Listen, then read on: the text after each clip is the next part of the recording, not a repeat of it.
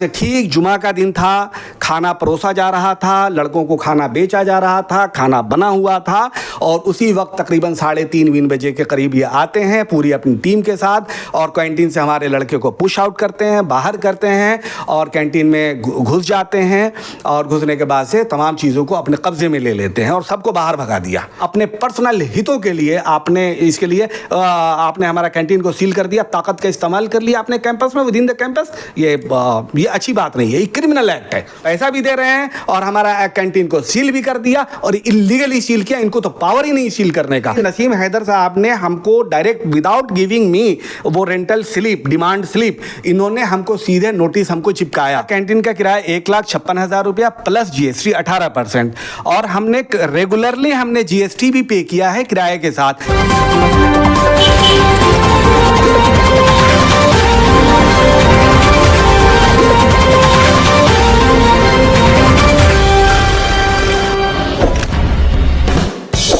दोस्तों, अभी मैं जिस शख्स के साथ हूं उनका नाम है तनवीर ज़फ़र।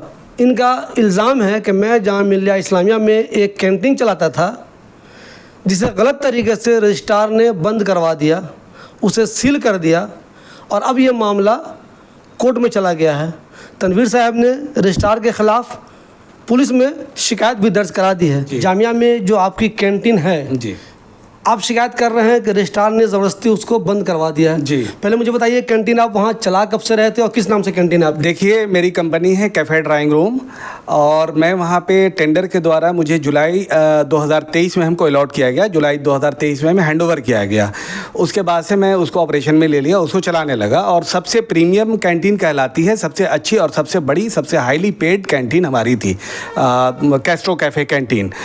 तो उसके बाद से क्या हुआ, जब उसको लेने के बाद से फिर हमने देखा कि कुछ अड़ोस पड़ोस में अनियमितताएं हो रही हैं, कुछ करप्शन चल रहा है। करप्शन ऐसे चल रहा है जैसे सी टाइप की कैंटीन है, तो सी टाइप की कैंटीन में उनको सिर्फ ड्राई आइटम बेचना है, वेट आइटम नहीं बेचना है, उनको किचन इस्तेमाल नहीं करना है। तो वो कहीं ना कहीं छुप करके वो बिरयानी भी बेच रहे थे, शौरमा भी बेच रहे थे, ये सारी चीज़ें वो लोग कर रहे थे। इसके बारे में हमने उनको शिकायतें करी और दो शिकायत करी। एक बार हमने शिकायत किया शुरू में बहुत अर्लीस्ट और उसके बाद से फिर हमने रिमाइंडर भी दिया, लेकिन हमने कभी जामिया की तरफ से किसी भी हमारी शिकायत का हमें कोई रिस्पॉन्स नहीं मिला, किसी तरह का कोई हमें सपोर्ट नहीं मिला। एडमिनिस्ट्रेटिव सपोर्ट जो होता है वो एडमिनिस्ट्रेटिव सपोर्ट हमें कहीं नहीं मिला।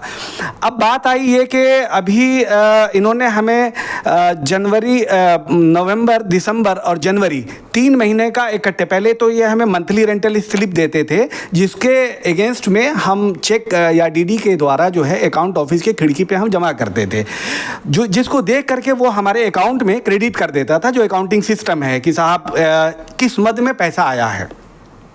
लेकिन इन्होंने हमें देते नहीं थे। पहले शुरुआत में मंथली दिया, उसके बाद से बहुत दिनों तक गायब हो गए। हमारे लड़के फॉलोअप भी किए कि दीजिए, लेकिन इन्होंने 3 महीने का इकट्ठा दिया, नवंबर, दिसंबर और जनवरी। फरवरी में हमें दिया 27 फरवरी में, जिसको हमने तकरीबन 15 मार्च में इनको हमने 5,23,000 समथिंग रुपीज़ का हमने इनको दे दिया। कैंटीन का आपका किराया था कितना? देखिए, इसका कैंटीन का किराया 1,56,000 रुपया प्लस जीएसटी 18% और हमने रेगुलरली जीएसटी भी पे किया है किराए के साथ। लेकिन जीएसटी का जो आईटीसी होता है, इनपुट टैक्स क्रेडिट, ये हमारे जीएसटी खाते में कभी भी ट्रांसफर नहीं किया गया, जिसकी अमाउंट बनती है 2,80,800 रुपये। वो हमें हमारे जीएसटी में नहीं दिया गया, यानी हमारे पैसे का मिस एप्रोप्रिएशन है, या ये कह ले धोखा दे करके हमको जीएसटी के नाम पे जामिया ने हमसे पैसा लिया। नहीं, अभी जो तनवीर साहब एक बात आप ये कह रहे हैं कि रजिस्ट्रार साहब ने आपकी कैंटीन जबरदस्ती बंद करवा दी, सील कर दी, तो क्यों उन्होंने सील करवाई? क्या कोई गलती की आपने? क्या किया आपने? गलती कुछ नहीं है इसमें, साफ सुथरी बात मैं कह रहा हूं। इसमें जब रेंटल स्लिप इन्होंने हमें दिया है तब तक, हाँ, गलती मेरी है कि इन्होंने हमसे डिमांड किया। इनका आदमी है समीर कौसर नाम का इनका यूडीसी है, जिनका रिश्तेदार जिसके लिए ये मुझे अप्रोच किए कैंटीन शुरू होने के बाद, और उन्होंने कहा कि हमें मॉकटेल का जो वो होता है, वो पीने वाला जो होता है मॉकटेल्स, मोजिटो, उसका हमें काउंटर दे दीजिए। तो बहरहाल हमने कहा कि चलो ठीक है, काउंटर दे देते हैं, चलो यार कर लो काम अपना। लेकिन साहब इनके रिश्तेदार वो उसको चलाते रहे। उसके बाद से हमने ये किया कि जो भी इनका सेल होता था उस पर समीर कौसर ने कहा यार मेरा खर्चा वर्चा भी कुछ दे दो, तो कुछ खर्चा वर्चा ऐड करके इनको हम हमेशा पेमेंट हमने किया है। उसके बाद से जनाब इन्होंने कहा कि फिर बर्गर का भी हमें दे दो साहब, बर्गर और शौरमा हम बेचेंगे। तो हमने कहा इतना हाई पेड किराया हम कहाँ से निकालेंगे अगर तुम्हें हम सारी चीज़ दे देंगे तुम्हें बेचने के लिए, यानी एक तरीके से यानी तुम हमसे सबलेट करा रहे हो। जब आपको ऑलरेडी आपको मिला है, चलाना आपको है, तो अब ज़ाब्ता कानूनी तरीके से आपने लिया है वो, तो दूसरा बंदा आपसे क्यों कर रहा है मुझे भी कुछ चलो बेचने दो यहाँ पे? हाँ, दूसरा अब उनका यही काम है। समीर कौसर नौकरी ज्वाइन करने से पहले वो सेंट्रल कैंटीन में यही काम करते थे, ये अपना काउंटर उंटर लगाते थे। उनके वालिद की डेथ हो गई और ये कंपनसेटरी ग्राउंड पे इनको ज्वाइन जामिया में कराया गया। तो इनको मज़ा था, इनको मालूम था कि कैसे पैसे कैसे रेवेन्यू जनरेट होती है। तो इसमें संलिप्तता जो है इनके डिप्टी रजिस्ट्रार उस समय जब थे नसीम हैदर थे, उनकी संलिप्तता भी है, क्योंकि बार बार मैं रिमाइंडर दे रहा हूँ, बार बार मैं लेटर लिख रहा हूँ कि और समीर कौसर का रिश्तेदार कई जगह जैसे मैगी पॉइंट है, जैसे हाइजीनिक है, यहाँ पर भी ये लोग अपना सिस्टम नेटवर्क चला रहे थे, अपना काम कर रहे थे। लेकिन हमने कहा कि भाई साहब अब बर्गर वर्गर का ये सब चीज़ हम नहीं देंगे, आपको जो दे दिया अब उसी पे आप इत्तेफाक करें। लेकिन तो आप समीर पे इल्ज़ाम लगा रहे हैं, और फिर आप उसमें जो नसीम हैदर साहब है उन पे भी इल्ज़ाम लगा रहे हैं। तो आप इल्ज़ाम लगा रहे हैं, कोई सॉलिड आपके पास प्रूफ है? बिल्कुल प्रूफ है, ट्रांजैक्शन है, फाइनेंशियल ट्रांजैक्शन का प्रूफ है मेरे पास में। अब आप हैं, अब मान लिया कि कोई अगर जो है ना आर्मी का जनरल है, कोई अगर बड़ा अधिकारी है और उसके अंडर का अधिकारी, उसके अंदर का जूनियर जो है वो अगर भ्रष्टाचार करता है, अगर किसी तरह का करता है, जिम्मेदारी तो उसी को होगी, संलिप्तता तो उसी की आएगी। क्योंकि अभी बाद में धीरे धीरे सीरीज बाई सीरीज आ गया है, ऐसे सीरीज आया है कि नसीम हैदर साहब ने हमको डायरेक्ट विदाउट गिविंग मी वो रेंटल स्लिप, डिमांड स्लिप, इन्होंने हमको सीधे नोटिस हमको चिपकाया, कहा कि as per the contract agreement साहब आप हमें 20% के साथ, आप हमें पेनल्टी के साथ आप हमको रेंटल पे करिए। हमने उनको रिएक्ट किया, हमने कहा कि साहब हम नहीं दे सकते हम, क्योंकि हमारी गलती नहीं, जब रेंटल स्लिप जब भी आपने हमें दिया है, डिमांड पर्ची दी है, तब हम अकाउंट ऑफिस में जमा किए हैं, लेकिन आपने नहीं दिया, लिहाजा आप ये हमारा हटा दीजिए। नहीं तो फाइन वो क्यों मांग रहे थे? क्या देर से जमा कर रहे थे? बिल्कुल नहीं, जब उन्होंने रेंटल स्लिप दिया है विदाउट डिमांड स्लिप हम अकाउंट ऑफिस में कैसे जमा करेंगे? नहीं जमा कर सकते। अच्छा, हर महीने जमा होता था, जब डिमांड मिलता था तभी जमा कर? जब डिमांड देंगे तभी तो हम जमा करेंगे ना। पहले तो शुरू में दिया इन्होंने, सिस्टमेटिकली दिया इन्होंने, वो भी सिस्टम से नहीं दिया, जब दिया अपनी मर्जी से भेज दिया, उसके बाद से फिर हमने जमा कर दिया। इस बार का लंबा गैप हो गया, 3 महीने का इकट्ठे मुझे दिया गया, हमने 5,23,000 रुपया, बड़ी रकम होती है, छोटी रकम नहीं होती है एक एमएसएमई के लिए। और एमएसएमई को इस सरकार ने, नरेंद्र मोदी की सरकार ने एमएसएमई को एग्जेम्पशन दिया है कि आप अर्नेस्ट मनी डिपॉजिट नहीं जमा करेंगे आप टेंडर लेने के लिए, यानी हम एमएसएमई हैं। तो अब उसके बाद से इन्होंने जब हमें दिया कि साहब पेनल्टी, हमने कहा पेनल्टी हटा दो, हम पैसे दे देते हैं। तो ये साहब हमारी एक नहीं सुनी। 22 मई में जिस दिन ये रजिस्ट्रार, जिस दिन वीसी बने हैं और 1 घंटे के अंदर में ही ये अपने आप को रजिस्ट्रार घोषित कराए हैं, तो हम समझ गए कि इन मामला गड़बड़ है, ये हमें करने नहीं देंगे काम, क्योंकि ये भ्रष्टाचार का ही मामला है। ये बिल्कुल पहले से भ्रष्टाचार करते ही आ रहे थे, सेंसिंग दैट कि हम ये आपने कह दिया पहले से भ्रष्टाचार करते आ रहे थे, कोई प्रूफ है आपके पास? हमारे पास बहुत प्रूफ है, हमारे पास बहुत प्रूफ है। लेट द कोर्ट, अभी कोर्ट में आने दीजिए ना मैटर, अभी ट्रायल में आने दीजिए ना, सारी चीजें हम प्रोड्यूस करेंगे ना। अभी हम कैसे नहीं भ्रष्टाचार? बिल्कुल भ्रष्टाचार है। सबसे पहले भ्रष्ट तो ये है कि इनकी एलिजिबिलिटी तो है भी नहीं रजिस्ट्रार बनने की, ऑफिशिएटिंग रजिस्ट्रार बनने की एलिजिबिलिटी इनकी है नहीं। और क्या मतलब जल्दबाजी थी जनाब, क्या जल्दबाजी थी कि 1 घंटे के अंदर में साहब जो है वीसी को भी ज्वाइन करा रहे हैं और साहब खुद भी रजिस्ट्रार बन रहे हैं। ये अच्छा तरीका नहीं है, ये अच्छा बनने का इनका भी हक नहीं बनता था। बिल्कुल हक नहीं बनता है। इनके सीनियर बैठे हुए हैं जितेंद्र कुमार जी को ऑफिशिएटिंग रजिस्ट्रार बनना था, लेकिन साहब इन्होंने उनको बनने नहीं दिया। 1 घंटे के अंदर में ही अपने आप को साहब डिक्लेयर करा लिया, और वाइस चांसलर को पावर है तो उस हिसाब से वो किसी को भी अपॉइंट कर सकते हैं। लेकिन ऐसा भी नहीं कि किसी को भी अपॉइंट कर दें, ऐसा भी नहीं है कि किसी सिपाही को सीधे एसपी बना दे बैठा करके, ऐसा भी नहीं होना चाहिए। तो मुझे ये बताइए आपकी कैंटीन सील हुई क्यों और कब हुई? हाँ मैं बताता हूँ। उसके बाद से मैंने 26 तारीख को 22 मई में मैं इनसे मिला, जिस दिन ये रजिस्ट्रार बने हैं। उसके बाद से 26 मई में इनको लेटर हमने दिया, हमने कहा कि भाई, उससे पहले ये आबिद हुसैन साइकोलॉजी के वो थे, 14-15 तारीख में आए थे, हमने मेंशन किया हुआ है उसमें 26 तारीख के लेटर में कि साहब वो आकर के तांडव मचा रहे थे, स्टूडेंट से ऐसे बात कर रहे थे जैसे लग रहा है कि आंदोलन चलवाने वाले हैं मेरे खिलाफ ये। तो मैं समझ गया कि हमें काम नहीं करने देंगे। हमने कहा इनसे कि भाई आप हमारा अकाउंट सेटल कर दो, और हम आपके यहाँ MSME हैं, हम बहुत बड़े अंबानी नहीं हैं, हम यहाँ काम नहीं करना चाहते हैं आप। तो 27 मई में FTS नंबर के साथ वहाँ हमने रिसीव कराया हुआ है। इन्होंने हमारी चीज़ों को कोई पहले की तरह कभी कोई उसको नज़रअंदाज करते हुए हमारे तमाम रिक्वेस्ट को, उस रिक्वेस्ट को भी नज़रअंदाज किया और 30 मई में इन्होंने हमें शो कॉज नोटिस दिया कि साहब इतना रुपया आप जमा करिए पेनल्टी के साथ, otherwise coercive action will be taken against you. तो सीइंग के शो कॉज नोटिस है, मैंने तुरंत रिप्लाई दे दिया, विद इन एन आवर मैंने रिप्लाई दिया। मैंने कहा कि I have already communicated to you कि हम आपके यहाँ काम नहीं करना चाहते, हमारा अकाउंट सेटल करिए, हम जाना चाहते हैं। इनको चाहिए था कि मुझसे बुलाते, पहले आपने कहा हम काम नहीं करना चाहते, नोटिस बाद में आई। जी हाँ, वो शो कॉज नोटिस बाद में आया कि साहब जो है आप इसको जो है 24 घंटे का नोटिस दिया इन्होंने कि आप इतना पैसा जमा करिए और 24 घंटे में साहब प्रेमिसेस खाली करिए। हमने जवाब दे दिया, शो कॉज नोटिस है। शो कॉज नोटिस का मतलब यह है कि साहब आप अपना पक्ष रखिए, क्यों ना, कारण बताओ नोटिस है ना, ये जजमेंटल तो नहीं हो सकते ना, जजमेंटल तो ये कहीं से नहीं हो सकते हैं, ये रजिस्ट्रार को पावर नहीं है। ये रजिस्ट्रार को पावर है एग्रीमेंट में कि वो आर्बिट्रेशन के लिए वाइस चांसलर को अप्रोच करेगा। Either party can approach for arbitration with the vice chancellor, उसमें क्लॉज है, कॉन्ट्रेक्चुअल एग्रीमेंट है वो हमारा। तो साहब इन्होंने साहब जजमेंटल ऑर्डर देते हुए और न जाने क्यों कैसे ऐसा लिया इन्होंने, वो वही जानते हैं। तो आ करके उसके बाद से फिर हमारा बंदा गया वहाँ कि भाई हमारा जो शो कॉज नोटिस था और जो हमने नोटिस रिप्लाई था और हमारा जो लेटर दिया था उसके अगेंस्ट में आपके तरफ से क्या वो है।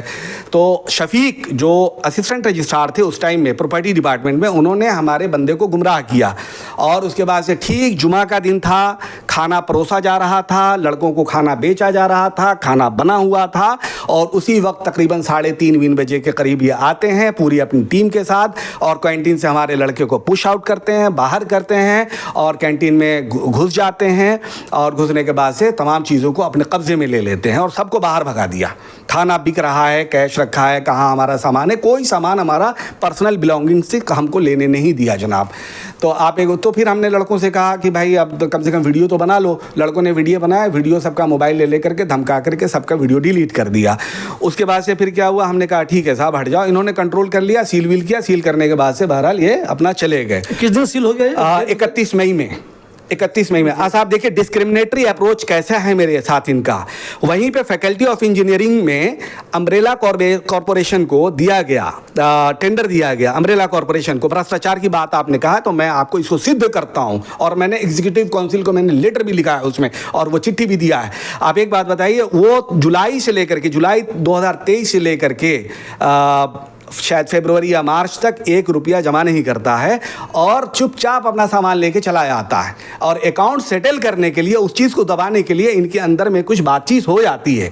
और चूंकि एक लेटर मुझे हाथ आया है, जिस लेटर में जो लेटर उसको दिया गया है, नसीम हैदर की चिट्ठी उस पर साइन है, ऑफिशिएटिंग रजिस्ट्रार जो अभी है, और उसमें FTS नंबर नहीं है, कुछ सम PB नंबर है। हमने बताइए, एक आदमी कैंटीन चलाया, पैसे भी नहीं दिया कुछ भी, और चला भी गया, वो चुपचाप चला गया और साहब उसको कोई उसके खिलाफ कोई एक्शन नहीं लिया गया और हमारे खिलाफ हम पैसा भी दे रहे हैं और हमारा कैंटीन को सील भी कर दिया और इलीगली सील किया। इनको तो पावर ही नहीं सील करने का, तो ये क्रिमिनल एक्ट है। रजिस्ट्रार साहब की आपसे क्या दुश्मनी है जो आपको वो कैंटीन सील करते हैं? अब ये अब दुश्मनी की बात तो ये है कि साहब इनका जो एक खास बंदा है वो कह रहा है कि साहब हमको बर्गर का काउंटर दे दो, हमको ये दे दो। तो साहब वो रंजिश पाल लिया कि साहब हमें नहीं दे रहे हो तो हम देख लो मेरी पावर, और पावर जब सैया भैल कोतवाल तो फिर डर का है। जामिया में जितनी बहुत सारी कैंटीन है, क्या सबके लोग परेशान है, सिर्फ आप ही को परेशान किया जा रहा है? देखिए सबकी सेटिंग है, मैं बहुत दूसरे तरह का आदमी हूँ। मैं एक लेवल तक मैं थोड़ा सा आंख बंद कर सकता हूँ अपना, लेकिन आप मुझे चाहेंगे कि ब्लैकमेल करें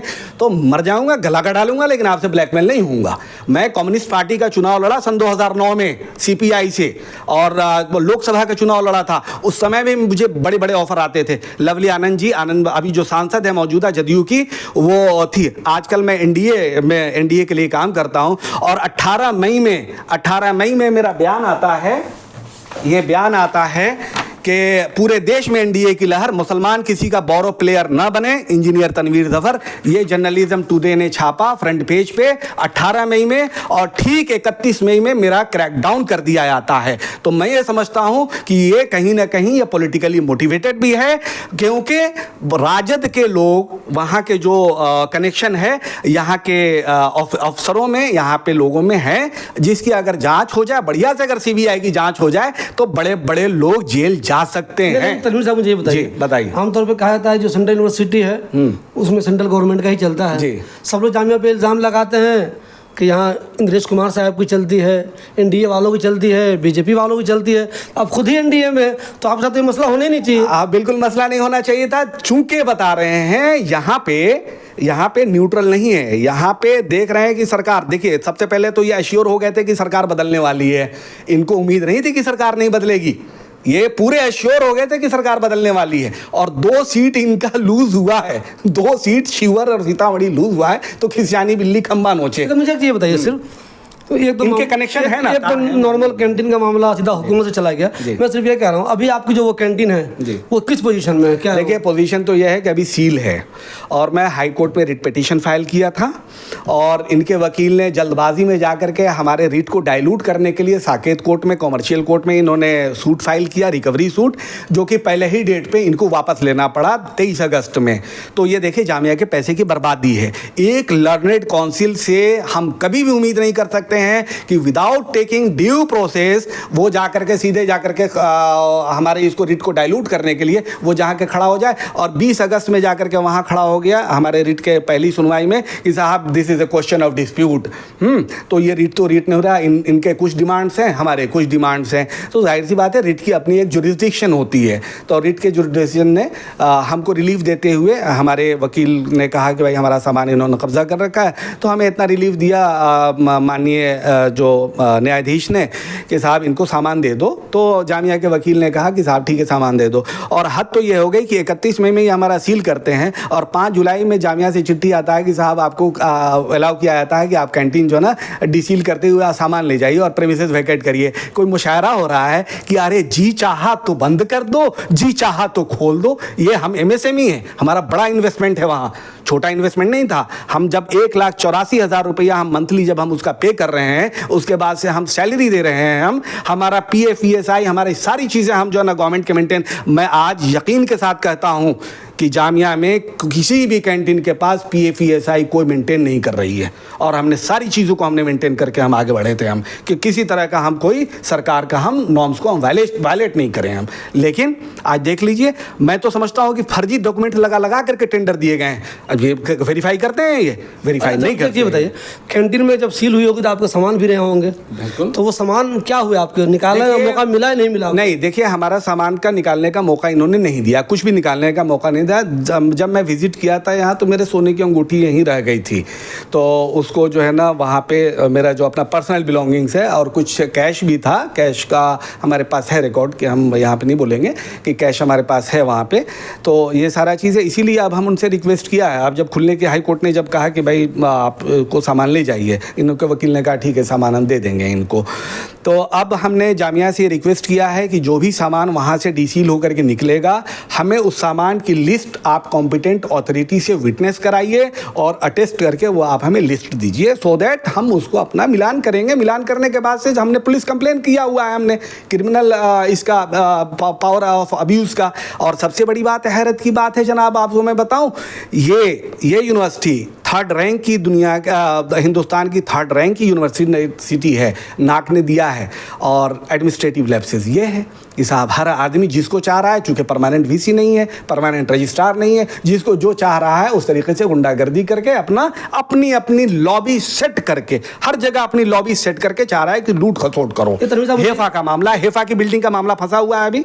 हेफा जो हायर एजुकेशन फाइनेंसिंग एजेंसीज है, उसका भी बिल्डिंग का मामला फंसा हुआ। हमने RTI लगाया, हमने कहा कि MB दो, सारी चीज़ दो, PMC की रिपोर्ट दो, सारी चीज़ हमें दो। लेकिन मुझे मालूम है शायद ये हमारे RTI के जवाब शायद ये ना दें, मुझे मालूम है ये। मुझे बताइए जी बताइए। ऐसा तो नहीं है कि आप चूँकि नसीम हैदर साहब के खिलाफ बोल ही रहे हैं, तो आप उनको फंसाने के लिए, ऐसा तो नहीं है कि आप ये झूठ बोल रहे हैं कि मेरा सोने की अंगूठी भी थी, मेरा पैसा भी था, ये सब ऐसा तो नहीं कि बस देखिए एक बात बताइए, उन्होंने क्रिमिनल एक्ट तो किया है ना, पावर का आपने दुरुपयोग किया है ना, क्रिमिनल ब्रीच ऑफ ट्रस्ट किया है उन्होंने मेरे मानवाधिकार का हनन किया है, मेरे फंडामेंटल राइट्स का हनन किया उन्होंने। फूड क्राइसिस दुनिया में सबसे ज़्यादा है, खाना बर्बाद कर दिया उन्होंने। कल 13 सितंबर है, कल का हमारा टाइम है ओपनिंग का, हम वीडियोग्राफी कराएंगे। उनको भी हमने रिक्वेस्ट किया है कि सारी वीडियोग्राफी कराएं, हमारा अनाज नुकसान है।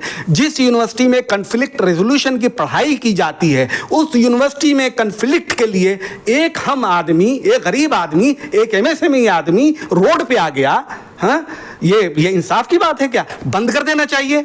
तमाम प्रोफेसरान को हम कह रहा हूं कि मैं क्या कर रहा हूं, मैं तमाम इस तरह की हरकत हो रही है। मतलब भाई मेरी क्या गलती है बताओ ना, मुझे आप बता दो कि तनवीर तुम्हारी ये गलती है, तुमने ये वायलेट किया है। वो सील होने की वजह से कैंटीन, अगर मैं एक अंदाज़ा पूछना चाहूँ आपसे कि जो अनाज हो सकता है ख़राब हो गया हो, कुछ चीज़ें ख़राब हो गई हो, तो एक अंदाज़ा बताइए मुझे कितना नुकसान हो गया होगा आपका? देखिए अगर हम देखें तो कैस्केडिंग इफेक्ट हमारा बहुत ज़्यादा है इसका, जो कॉमर्शियल इसमें हम टर्म्स में लेते हैं कि कैस्केडिंग इफेक्ट होता है कि एक चीज़ अगर हमारा टूटा तो उससे कितने इफेक्ट हमारी चीज़ें बढ़ी हैं। तो एक तो ये कि हमारा रनिंग बिजनेस यहाँ ख़त्म हुआ है, एक चल रहा था, एक हमारा बाल बच्चे का दाना पानी चल रहा था, यहाँ हमने पैसा इन्वेस्ट किया हुआ था, वो पैसा हमारा रिकवर हुआ नहीं, ये 0 सन्नाटा हो गया। उसके बाद से आगे हम कहीं टेंडर डालना है, कंटिन्यू मैं मानसिक उत्पीड़न में हूँ, कंटिन्यू मैं एक mental torturers condition with family हम लोग फेस कर रहे हैं, चूँकि हमारा एक बड़ा इन्वेस्टमेंट हमने लूज़ किया है।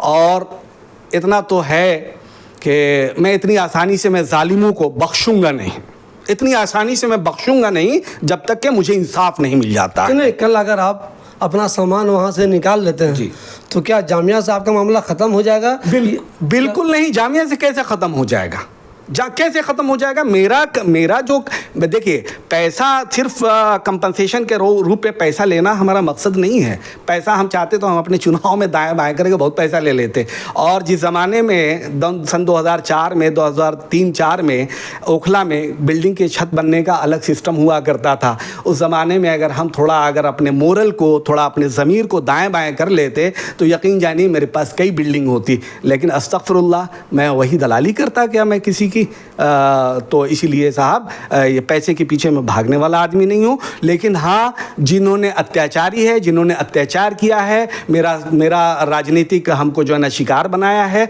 कई डायमेंशन है। एक तो ये है कि उनको कैंटीन चलानी है, कुछ ऐसे लोग हैं, पावरफुल लोग हैं जिनको कैंटीन चलाने का शौक़ है, चाय बेचने का शौक़ है, तो वो शौक़ अपना पूरा कर लेंगे आने वाले वक्त में। अभी आपने देखा कि यहाँ पे एक हाइजेनिक मार्क कैफ़े है, वो चल रहा है, तो उसमें भी साहब वो सी टाइप की कैंटीन थी, उसको डिजिग्नेट करके अपग्रेड करके उसको बी टाइप का कर दिया और चूल्हा जलाने की इजाज़त दे दी। सिलेंडर जल रहा है, सारे बच्चों के, हज़ारों बच्चों के, सैकड़ों बच्चों के जो है ना जान खतरे में, सिलेंडर ब्लास्ट होगा, कितना बड़ा उसका इफेक्ट आएगा आप समझ सकते हैं। बहुत सारी चीज़ें हैं, बहुत सारी, लेकिन वो सब तो खैर एक अलग इशू है। लेकिन मेरा अपना इसका मतलब ये हुआ तनवीर साहब कि कल आप अपना सामान निकाल लेते हैं तो भी रजिस्ट्रार साहब के खिलाफ आप चुप नहीं रहेंगे, मतलब अदालत में जाएंगे ही जाएंगे? भाई तो जाना ही जाना है, उनको तो पुलिस केस उन पे दर्ज होना ही होना है। और क्रिमिनल ऑफेंस तो है ही है, क्रिमिनल ऑफेंस नहीं कहाँ है ये बताएं, आप ये बताएं, प्रूफ करें। और पुलिस जितना भी फेवर कर ले, गवर्नमेंट जितना भी, यानी जो भी तंत्र अपना वो लोग लगा करके अपने आप को बच रहे हैं, लेकिन बचने वाले नहीं हैं। मैंने भी हम दूसरे टाइप का, अल्लाह के फजल से हम दूसरे टाइप के आदमी हैं इंशाल्लाह, हमने ना इंशाल्लाह इनका हम हश्र पूरा करेंगे। हमने तो वाइस चांसलर को उस समय भी लिखा था कि कैंपस में पुलिस जा नहीं सकती, हम पुलिस से मदद ले नहीं सकते, किसी डिस्टर्बेंस में आप हमें मदद नहीं कर सकते, ये बताइए तो फिर हम जाएंगे कहाँ? वीसी को लेटर है, आप लेटर की स्क्रूटनी कर लेंगे, पढ़ लेंगे, आपको सारी चीज़ें दिख जाएगी। और कभी लेटर कुछ दबा दिया जाता है हमारे लेटर को। भाई नाक इतनी बड़ी, इसको जो है ट्रांसपेरेंसी भी कोई चीज़ है कि नहीं है?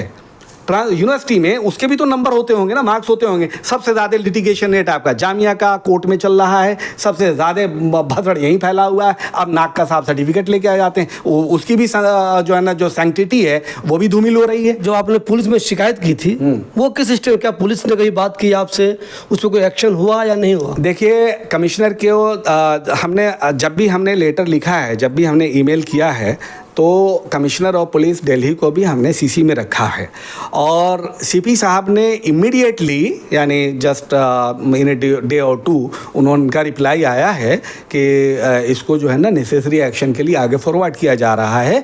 लेकिन अभी तक मुझे कम्युनिकेट नहीं किया गया है। और एक SMS आता है जिस पे पुलिस का नंबर होता है, IO का, वो किधर से आता है नहीं आता है, क्राइम दिल्ली का आता है, लेकिन वो नंबर कभी लगता है नहीं। आप पे जो जामिया का पैसा ड्यू था, जो जामिया करे कि इतना पैसा आपने किराया नहीं दिया है, वो पैसा अभी किस स्टेज में, क्या आप वो जामिया को देंगे, देना है नहीं देना है, दे चुके हो क्या? अकाउंट सेटल करें। हमारा बिल ये किसी और को पैसा देते थे, हमारा 5 रुपये का बिल हो चाहे 50,000 का बिल हो, बिल हम दे रहे हैं, आप पार्टी पैसा किसी और पार्टी को दे रहे हैं, वायलेशन है ना भाई। वायलेशन है ना। दूसरी चीज़ ये है कि हमको आपने इतना प्रताड़ित किया, सिस्टमेटिकली हमको टारगेट किया। तो हम टारगेट होने के लिए आए थे यहाँ कॉलेज में।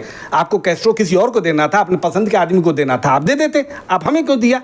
आप हमें दे दिया तो फिर टारगेट करने का आपको क्या राइट बनता? हमें आप टेन्योर पूरा करने देते। आप हमें 2 साल कोई बहुत बड़ी चीज़ नहीं होती, नेक्स्ट आप हमें नहीं देते। लेकिन आप टारगेट करके भगाने का स्कीम लगा दिया है। सारा रिकॉर्ड है मेरे पास में और सारी चीज़ अदालत में जाएगी। और हाई कोर्ट ने रिट पिटीशन में हमको खुला लिबर्टी दिया है विथ ओपन कंटेंशन कि आप अपनी बात आप सुटेबल उसमें कोर्ट में आप रख सकते हैं। इसके लिए आपको पूरी लिबर्टी है, पूरे आज़ाद हैं आप। तो मुझे ये बताइए जी। कल जो आप सामान निकालेंगे अपना, तो जामिया बोलेगा नहीं पहले वो वाला पैसा तो फिर निकालोगे?